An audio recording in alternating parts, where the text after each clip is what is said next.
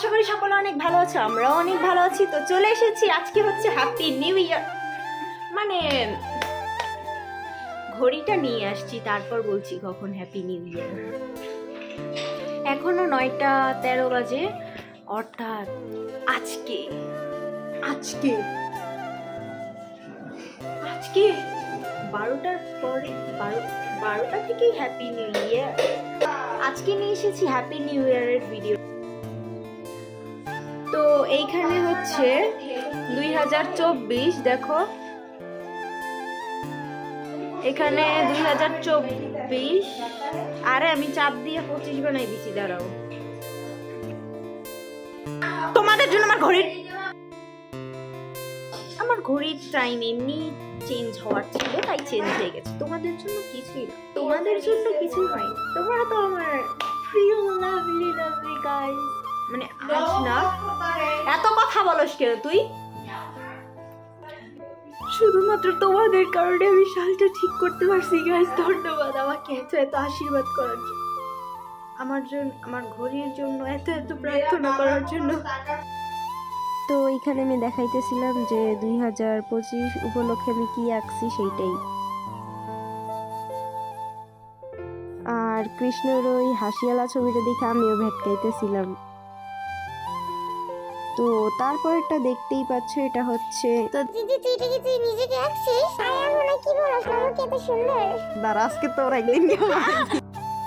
তো যেটা দেখাতে চাইছিলাম এইটা হচ্ছে আজকে আঁকছি। তো এটা আমি শর্ট ভিডিওতে আপলোড দিছিলাম, অনেকেই হয়তো দেখছো। তো হ্যাপি নিউ ইয়ার উপলক্ষে আজকে তোমাদের এই ব্লগটি শেয়ার করব। তো হ্যাপি নিউ ইয়ার উপলক্ষে আজকের ব্লগটি তোমাদের জন্য। তারপরে না বলে চলে যাচ্ছি। ও হ্যাঁ, তোমাদের জন্য এই মোমবাতিটা আনছি। তো এটা হচ্ছে তোমাদের প্রতীক।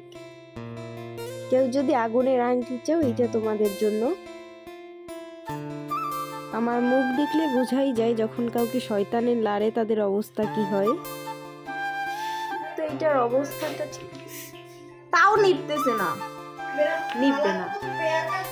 তোমরা আমাকে এত ভালোবাসো যেটা মরা অবস্থা, তোমরা আমাকে এত ভালোবাসো যেটার মরা অবস্থা, তাও নিপতেছে না। আচ্ছা আমি নিভিয়ে দিচ্ছি, তোমাদের ভালোবাসার লাড্ডু ফুটিয়ে দিচ্ছি।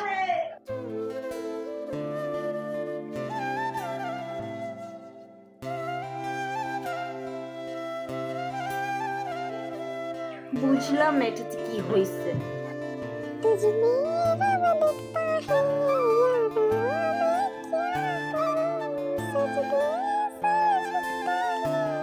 তো এখানে আমি কাকার সাথে কথা বলতেছিলাম, তখন মিস এসে পড়ছিল। আর এটা হচ্ছে আমার ছবল মারার স্টাইল।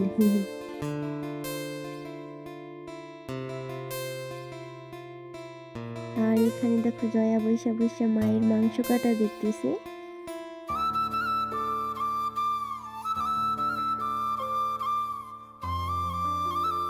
তো এখানে চেরি, কিশমিশ আর কাঠবাদাম ভিজানো আছে।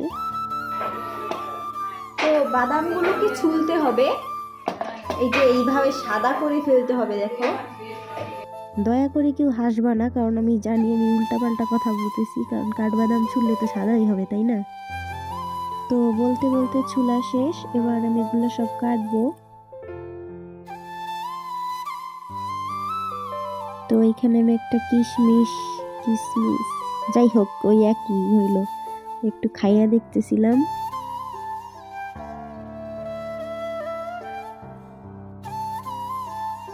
তো এটা নিয়ে বেশি ঢং করলে যা হয় আর কি। তারপরে চেয়ে দেখলে আমার মাথা ঠিক থাকে না, তাই এটা খাইয়ে ফেলছি। তারপরে কে জানি দরজায় নক করছে, তারপরে খুইলা দেখি পিসা। আমার ব্লগে তোমাকে স্বাগত। তারপরে পিসা আমাদের ব্লগ একটু হাই দিয়ে দিছে। দেন আমি আবার চেরি কাটতে বসে গিয়েছি। তো আমার কাটা শেষ, এবার রান্নাঘরে গিয়ে দেখি যে মা টমেটো, পেঁয়াজ, চিকেন এগুলো কাটতেছে, কারণ আজকে চিকেন কাবাব বানাবে তাই, আর রুটি বানাবে সাথে। তারপর এক এক করে টমেটো, পেঁয়াজ আর মাংস স্টিকের মধ্যে ঢুকাইতেছিল। তারপরে কাবাবটা চুলার উপরে দিয়ে দিছি। ফুরানোর জন্য। আর আমি একটু ঢং দেখাই উপর দিয়ে মশলা ব্রাশ করতেছিলাম।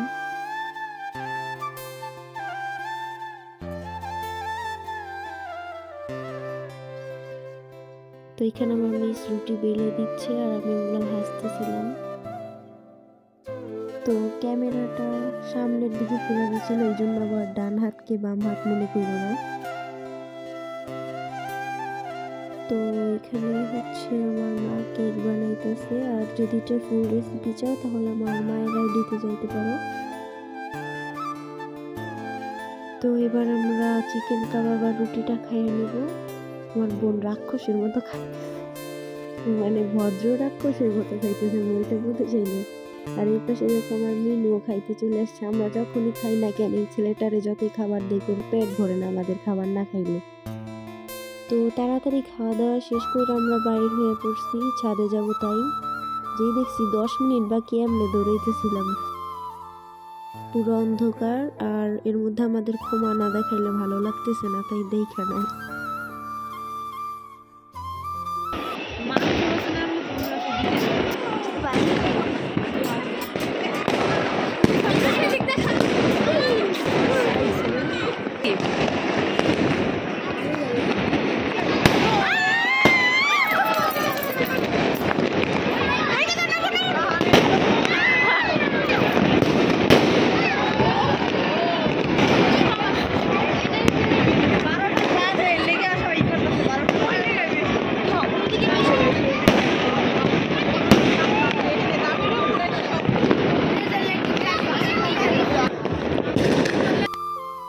তো এবার আমরা বাসায় যাব।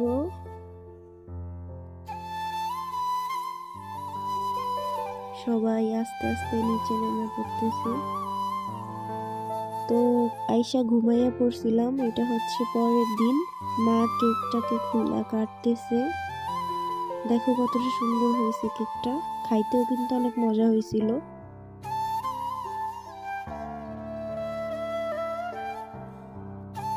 তো তারপর বিকেল বেলা আমরা আরেকটা চকলেট কেক বানাইছিলাম, ওইটা দেখাই নাই। আর দেখো এখানে বাবা দই আর রসগোল্লা নিয়ে আসছে, দইটা আমার অনেক পছন্দ। তো প্রথমে একটু ঢং মাইরা চামচ দিয়ে খাইতেছিলাম, দেন তারপর বললাম মজা নেই আর হে হে। তারপর আমার অবস্থা।